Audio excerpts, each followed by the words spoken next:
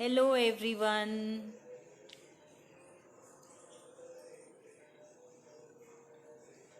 Hello, I'm Vandana. Hello Rakhi ma'am. I'll wait for few seconds and I'll start.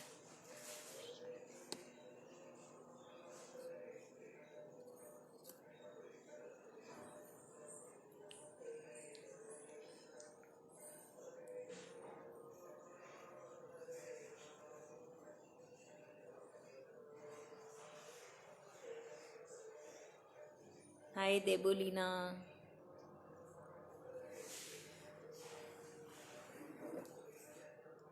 Hello. Hi Hardeep ma'am. Hi. I'm Vandana Kedia. I am a teacher by profession. I used to run a play school. So as pandemic it got stopped and I'm switched to online platform. So in this online platform, it didn't convince me to start the online play school as the kids were not willing to. No kids. I did a trial class also. I did trial class with my students, but as they are very small, they were not used to sit. So I thought this won't work. So I started taking Bhagavad Gita Shloka classes.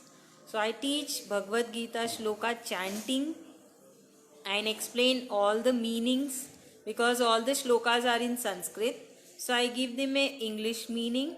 I explain about the shloka, what is going on in the shloka, what is the meaning of the shloka, uh, who are conversating in the shloka, who are talking in the shloka. So why Bhagavad Gita shloka? If you go and tell someone that I'm learning Bhagavad Gita shlokas, or they will tell you're gone crazy. All these things we learn when we are old or when we are in the last stages of the life. But it's not true. Anybody can learn. In fact, we should learn at the early stage. Why? Why Bhagavad Gita shloka should be learned at the early stage? Because these shlokas are Mahamantras. These shlokas are Mahamantras because this is being told by the Lord Sri Krishna himself. Lord Sri Krishna is the Supreme God. He has told by himself to Arjun in the battlefield of Kurukshetra before the Mahabharata, before the epic war of our Indian history. He himself told. So, this is the teaching by the Lord himself to the humanity, to the people. Basically, Lord has told this to guide the humans how to lead the life. So, what is the benefit if a small child chant the shlokas? If the small children, I have 3-year-old kids also as students. I have 3-year kids also as students. So what that 3-year-old child will learn, it will help in the pronunciation for the kids. Because if you listen to that shlokas, it will look like a tongue twister. It will look like a tricky one because it's in Sanskrit and it's very different. So it helps in their pronunciation, their speech, and they will be relaxed, they will be calmed down.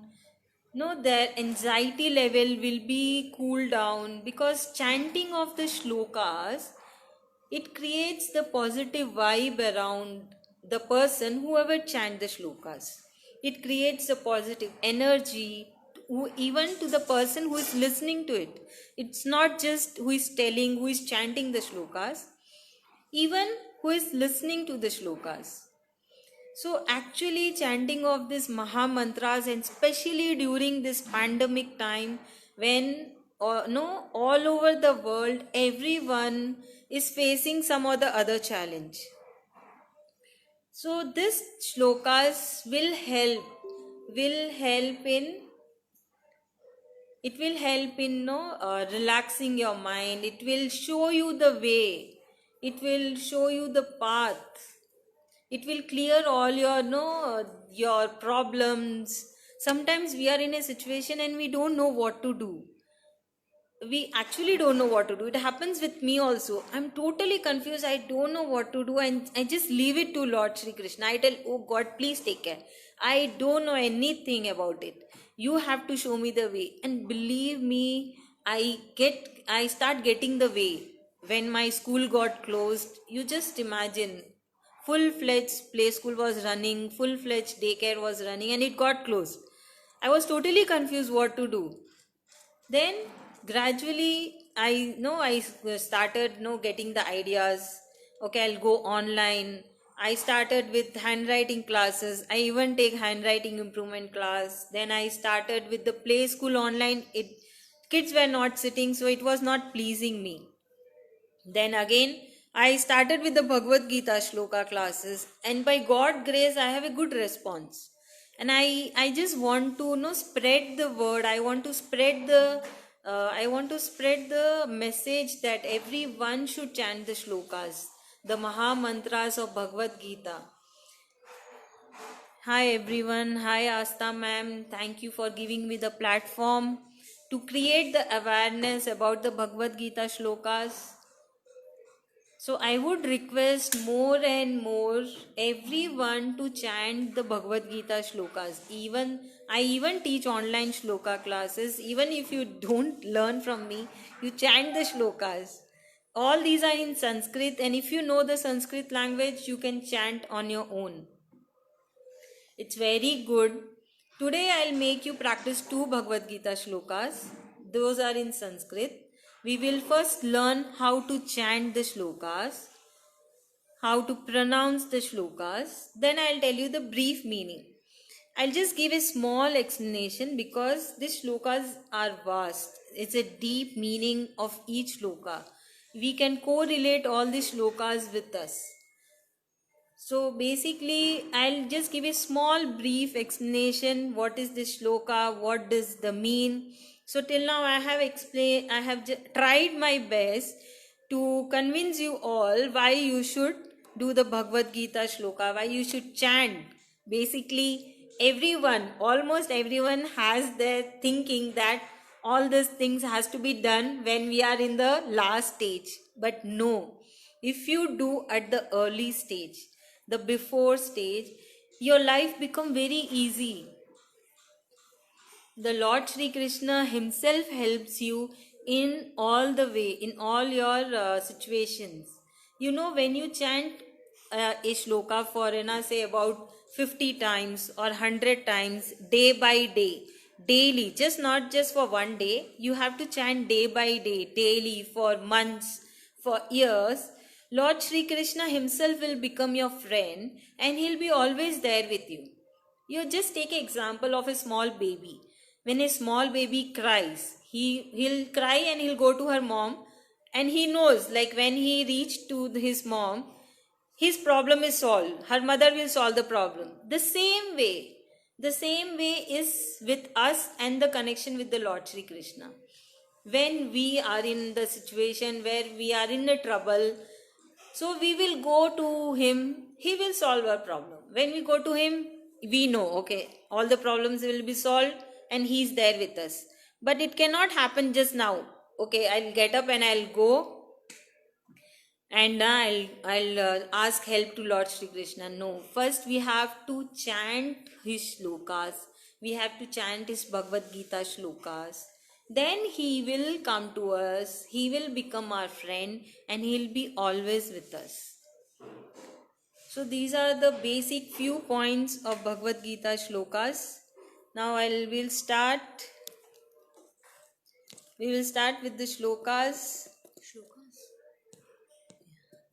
I'll teach 2 shlokas. There are 700 shlokas in Bhagavad Gita, and there are 18 chapters. There are 18 chapters and 700 shlokas. So so there are few important shlokas. From those I have choose 2 shlokas. So in that, basically, first shloka is chapter 2, shloka 7. This can be chanted when you are in a situation and you are confused and you don't know what to do. So when you chant this shloka, This shloka specially means that I am surrendering myself to Lord Shri Krishna. Lord Shri Krishna, please help me. Please help me and show me the way. I'm totally confused. I don't know what to do. I'm surrendering myself to you, and you have to decide what has to be done, what actions I should take. So this is the meaning of this shloka. Chalo, we all practice. I'll tell once the full shloka. You just listen to me. Then I'll tell word by word. You can all repeat after me. Okay, this is chapter 2, shloka 7. कार्पण्य दोषोपहत स्वभावः पृच्छामि त्वां धर्म सम्मूढचेताः यश्रेयस्यान्निश्चितं ब्रूहि तन्मे शिष्यस्तेऽहं शाधि मां त्वां प्रपन्नम्. So this is chapter 2, shloka 7.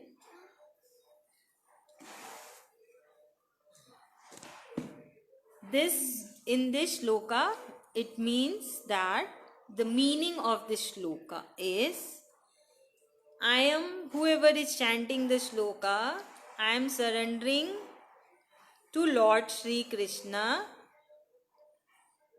and you have to take care of me. Hello Preeti ma'am. Hello Ji Preeti ji.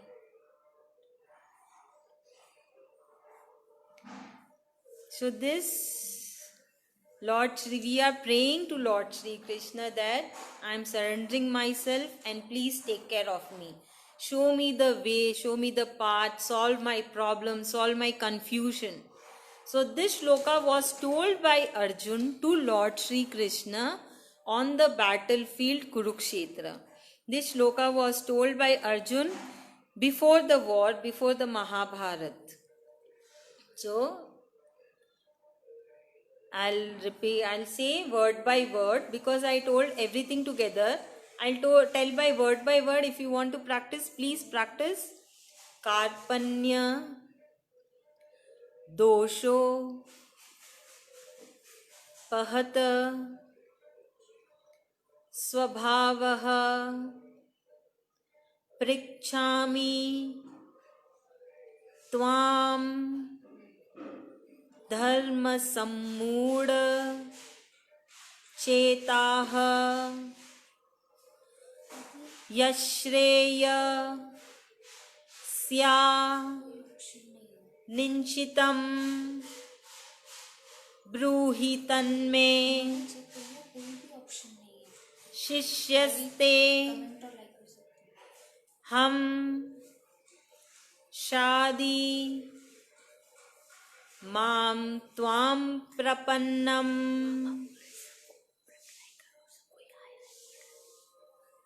Hello everyone. Hello Ji everyone.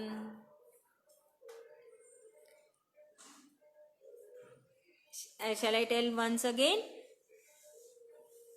Karpanya dosho pahata swabhavaha prikchami tvam dharma sammuda chetaha yashreya sya ninchitam ब्रूहि तन्मे शिष्यस्ते हम शादी मां त्वां प्रपन्नम. So this is chapter 2, shloka 7, and I would request everyone to do this. I used to do this shloka for more than 4 years.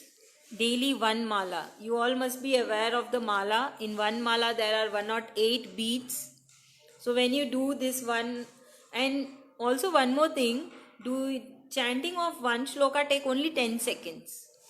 So what is the one shloka takes only 10 seconds to chant if you know it properly how to pronounce. So it's just a matter of 10 seconds, and if you do the full one mala 108, it takes only 20 minutes. So just 20 minutes, and no, you can, it is helpful for you in many ways.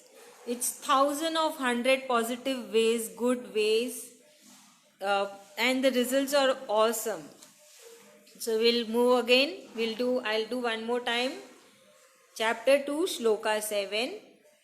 कार्पण्यदोषोपहत स्वभावः पृच्छामि त्वां धर्मसम्मूढचेताः यश्रेयस्यानिश्चितं ब्रूहि तन्मे शिष्यस्तेऽहं शाधिमां त्वां प्रपन्नम्. So this is the one shloka. Now we'll move to Shloka 2. Shloka 13, chapter 2. I'll read the full shloka.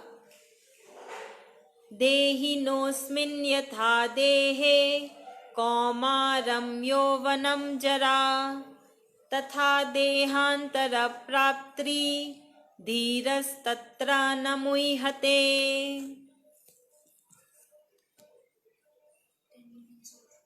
So the meaning of this shloka 13 is, here Lord Shri Krishna is talking to Arjun. Lord Shri Krishna is telling that as our body transforms into the childhood, then it goes to youth, and then it goes to old age. Similarly, the soul transforms itself from one body to another. Therefore, the life continues. A wise person should not deeply mourn death of someone.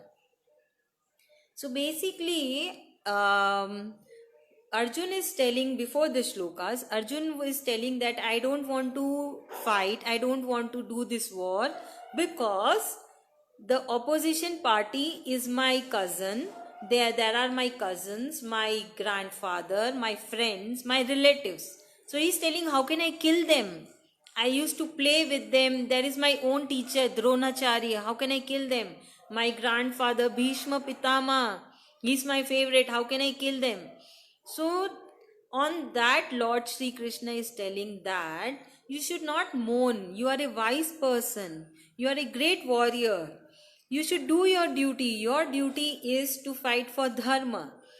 The Mahabharata is being told the war for dharma and adharma. Arjun is fighting for dharma, and Kauravas, the Duryodhan, is fighting for adharma. Lord Shri Krishna is telling that your dharma, your duty is to fight for dharma. What you are going to do is good. If you fight this, if you go and do this war, you will be eligible for the heaven. The heaven doors will be open for you because you saved the world from adharma. Because you have saved the world from adharma. So here Lord Sri Krishna explains that the soul within us is immortal. It doesn't die. It never die. It just passes to another body. The same way our body transforms in different stages when we are alive. We are born like infants, then we go to the childhood, then we go to the youth, and then we go to the old age. The same way the soul, when the body is dead, the soul comes out and it goes to another body. It goes to the another life. So Lord Shri Krishna is telling, no need to mourn. Don't mourn. That is the soul which is immortal. It is alive every time. Thank you so much, Rakhi ma'am. Thank you. I'm really glad you liked my way of explanation. So Lord Shri Krishna is telling, you should not mourn. So how do we connect this with us? So you must be thinking, how do we connect this shloka with us? So we can also connect with us. Like we should also, obviously, if our near and dear ones die, we feel sad. We really feel sad. But we have to train our mind that we have to be stable, we have to be neutral, that the soul is there, the body is dead, because all the living being comes with a expiry date. When something is born, when something comes to the life in this world, in this earth, it has to die. Even a flower dies, even the tree dies. No, all the living beings in the Bhagavad Gita, Shri Krishna has told, whatever comes to life in the world, in the earth, has to go to end. There is a end, there is a end date. So here Lord is telling, don't mourn. You just do your duty. You should not mourn. The soul is there. The most important is the soul. The soul within us. The soul was never born. It was there. It was there in the universe. It was there in the earth. It is just changing the body. So this is the meaning of this shloka 13. I have explained here chapter 2 shloka 7 and chapter 2 shloka 13. So these are the meanings, and believe me, it's amazing when you start learning these shlokas. You get a very nice feeling. You'll be calmed down, your anxiety level will be cooled down. And when we go to school, so we get the education. So in this Bhagavad Gita, in the Hindi language, we'll tell this as Vidya. So one should be asking, what Vidya do we get when we learn Bhagavad Gita? We get Para Vidya. And the Vidya what we are getting from our school, from our colleges, it is Apara Vidya. What is the difference between the Para Vidya and Apara Vidya? Para Vidya gives you the calmness, it gives you the Anand. So what is Anand? There is no there is no opposite for Anand. Like happiness has a opposite sadness, success has a opposite failure. The same way, Anand doesn't have any opposite. Anand is a level, when you reach there, you are neutral to all the situations. You are neutral to happiness, you are neutral to success. The way we react towards the summer, the way we react towards the winters, we know, like after winter, summer will come, and after summer, winter will come. We don't overreact. We know that. Thank you so much, Pooja ji. We are aware with that. The same way, if you learn this Bhagavad Gita, you get the Paravidya. And you go to the level Anand state when your mind is trained. You are trained that yes, after my happiness, sadness will come. I have to deal with the situation with a smiling face. And after the sadness, obviously the happiness will come. Sometimes there are failures, sometimes there is success. So our mind will be trained. Okay, fine. It is a situation. It will go. After that, everything will be normal. The same way now, we know this pandemic will go. Surely it has to go. After that, everything will be normal. We will be back to normal. Yes, that fact has to get accepted.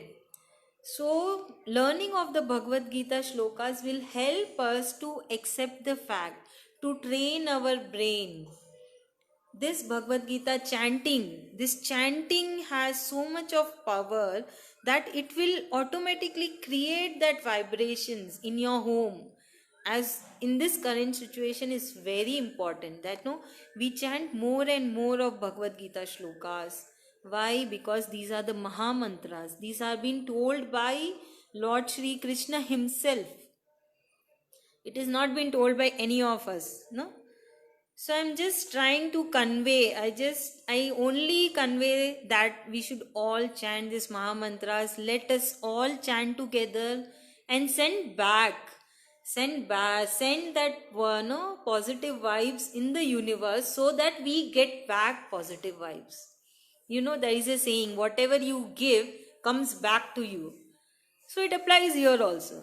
If we chant, the positive vibes will be going and it will come back to us. So I would request, please chant the shlokas.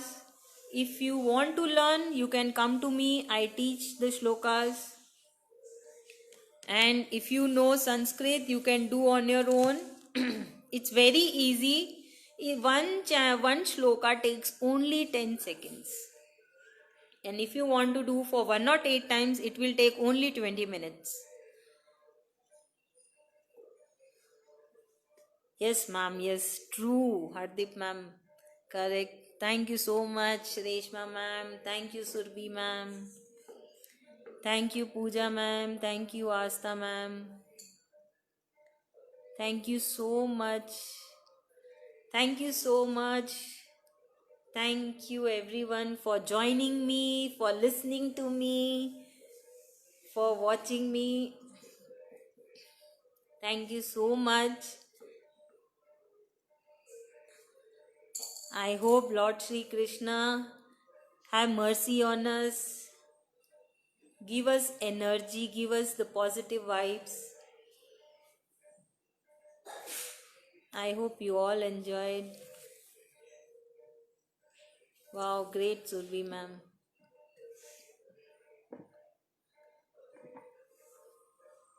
Yes, we should chant the shlokas all the time, as much as possible. The best part is when you chant, even your family members will start chanting with you.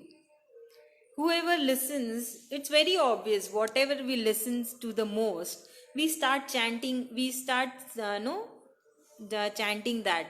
When you listen to a song, you sing. By listening to you, the whoever is next to you will start singing. Thank you so much, Surbi ma'am. Thank you so much. Please spread the word, chant more and more shlokas. And I have 2 daughters. So I didn't teach them. I didn't make them sit next to me and I didn't teach them. I do my practice. I teach my students and they are learning but just by listening to me. And it's so nice to know they are not singing any song. When they are free, when they are playing together, they will just chant the shlokas. They will tell, okay, I am chanting this shloka, you chant this. It's so nice to listen that. It's such a nice feeling. So just pass this to your kids, pass to this next generation. They should know our culture. I hope this session is useful. I hope you all enjoyed. Thank you so much. I'm taking a leave. Thank you everyone for joining me. Wow, great, Surbi ma'am. Thank you so much. I'm very happy to hear that. Thank you, Pooja ma'am. Thank you so much. Thank you, Asta ma'am, for giving me the platform. Today I met so many like-minded friends. It's so nice that I have like-minded friends with me. Thank you. Thank you, Rakhi ma'am.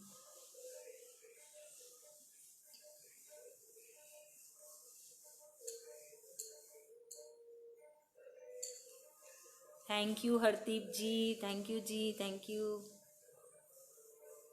Even I enjoyed here a lot. I had such a nice audience. You all are interacting with me. Such a nice feeling. Thank you, Surbi ji. Thank you, Asta ji. Thank you, Pooja ji. Thank you, Asta ji. Thank you so much.